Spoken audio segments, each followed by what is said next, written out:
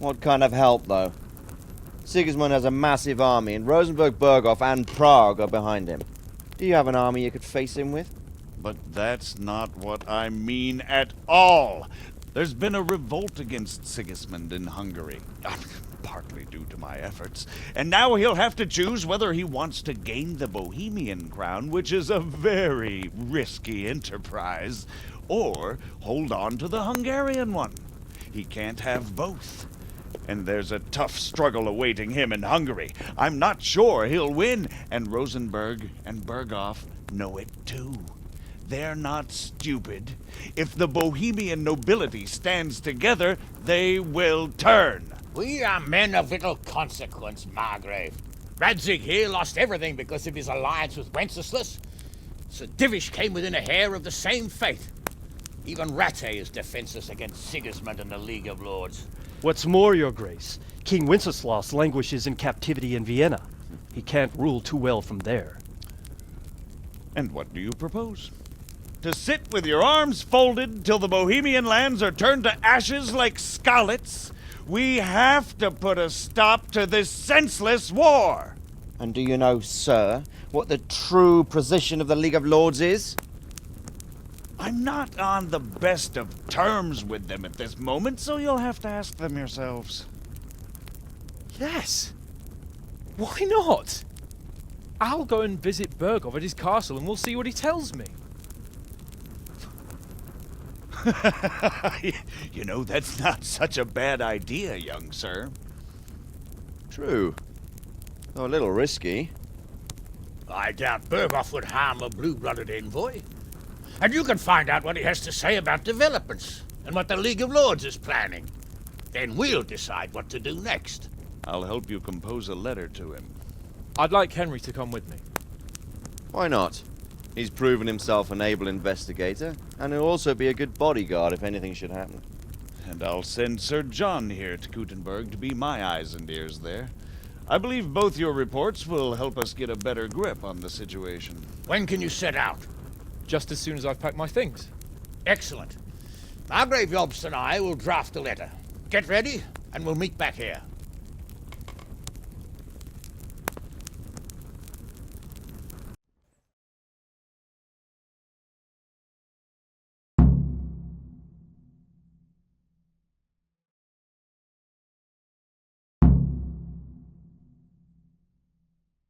Margrave. What exactly am I to write?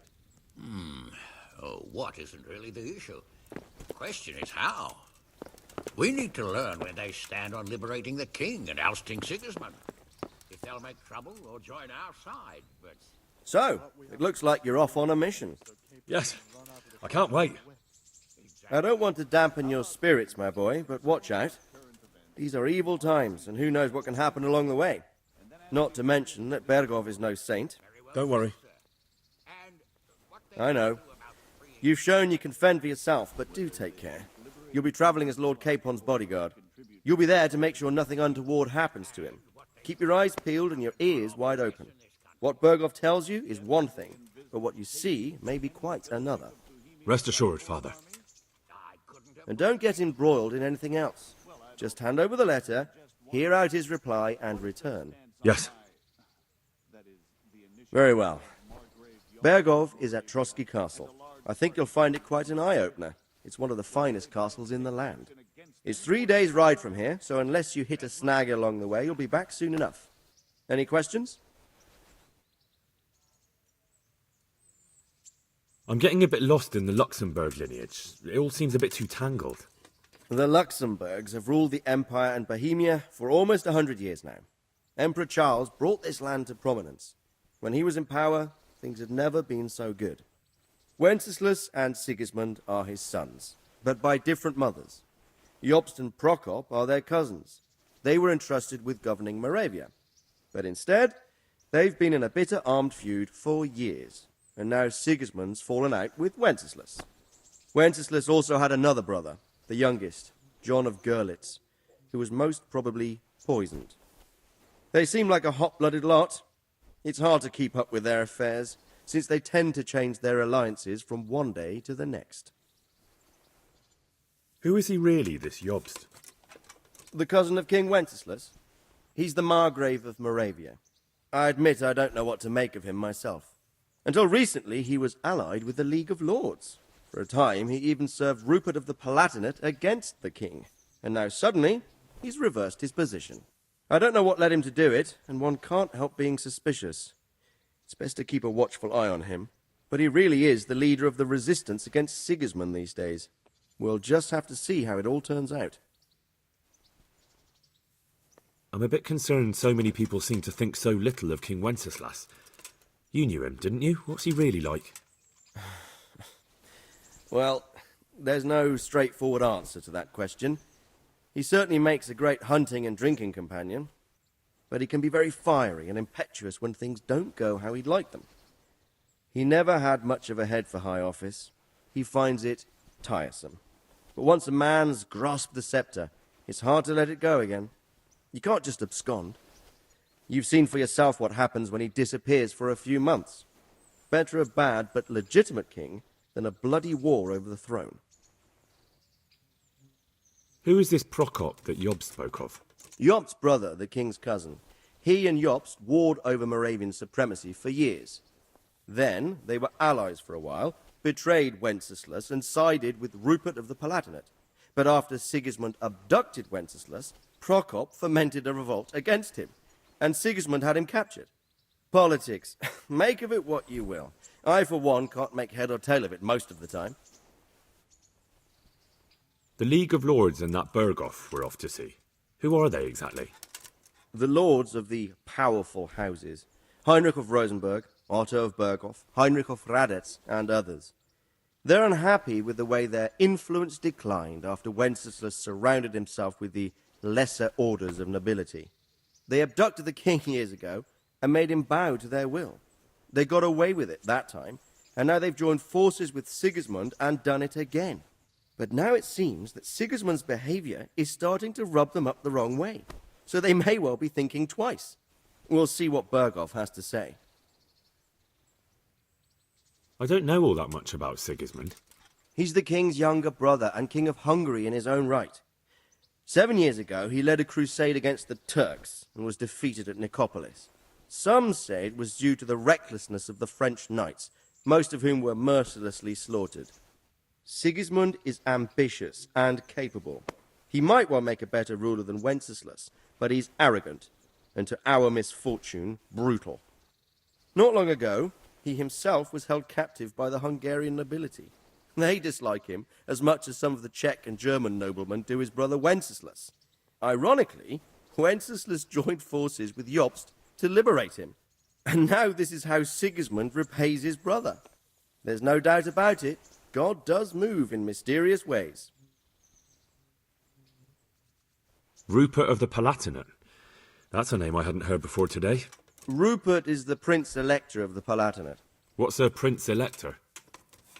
The Prince-Electors are dignitaries of the Holy Roman Empire who have the right to elect the King of the Romans, who would then be crowned Holy Roman Emperor by the Pope. Rupert took the title for himself with the help of 3 other Prince-Electors, even though Wenceslas had already been appointed. Some of the nobility in the empire recognized Rupert's claim, but when he went to Rome to be crowned emperor, it turned into a fiasco. Now he's doing his utmost to get Wenceslas to acknowledge him, but so far without success. So, now we have 2 kings of the Romans. Jobst sided with Sigismund for a while, but now he's switched allegiance. He seems to do that quite a lot. That young man, Sir John of Liechtenstein. Why is he here? The Liechtensteins are a powerful Austrian family with estates in Austria and Moravia. Sir John sits on Jobst's council. Since the king's being held captive in Vienna, I suppose it makes sense to have a powerful Austrian house as allies. It could be very useful. That's about all. Very well. Take the letter from Sir Hanush. And good luck, son. So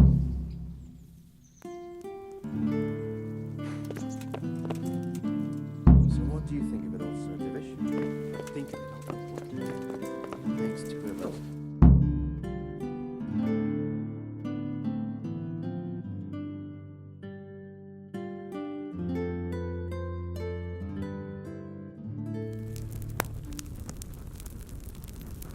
I believe we have written it well, gentlemen.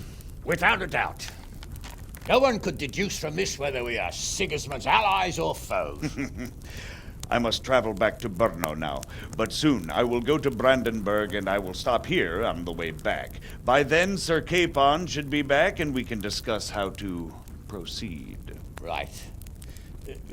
Before you leave, my lord, there is one thing that gives me no rest. Why did Sigismund come as a foe? It makes no sense. If I may, sir, I think I can explain.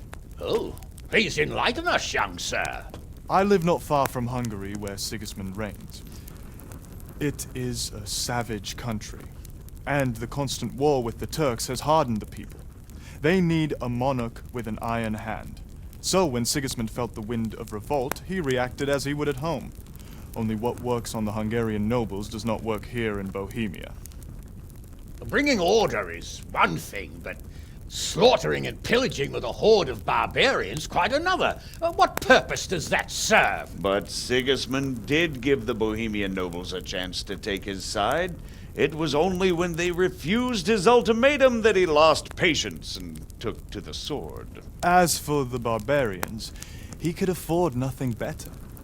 The Hungarian nobility would gain nothing from joining his campaign in Bohemia. He didn't have enough coin for a regular army, and so he recruited the Cumans. What he does not pay them, they make up for in plunder. But in the end, he didn't have enough to even satisfy the Cumans. That's why he raided Kuttenberg and Skalitz. He wanted the silver. That makes sense. My lords, how's the letter coming along? It's done. Then we can be on our way. Now remember what we said, boy. All you have to do is deliver the letter, listen to the answer, and come back here. Don't provoke Berghoff in any way. Provoke? Me? Never, Uncle. We'll be back in a few days. Farewell, your graces. Come, Henry, my men are waiting. I wish you Godspeed.